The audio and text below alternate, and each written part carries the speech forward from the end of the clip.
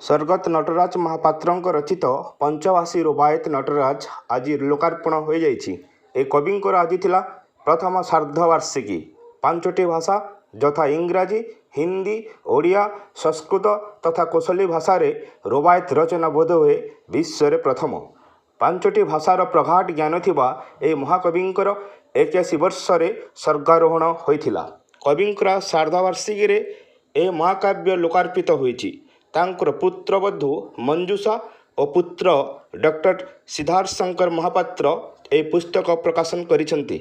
आजिर एही श्राद्ध उत्सव रे कवि नीललोहित सिंह देव, पूर्वतन सेलटेक्स कमिश्नर श्रीमान शिखर मुखर्जी, शिक्षाविद डॉक्टर फणिंगदम सिंह देव, मेजर डॉक्टर रामचंद्र मिश्र, प्रधान शिक्षक देवनाथ खमारी, राजज्योतिष पुरोहित श्रीमान सुदर्शन ठाकुर और संगीतज्ञ श्रीमान नंदलाल बारिक योगदान करी ए महाकाव्य को लोकार्पण करथिले।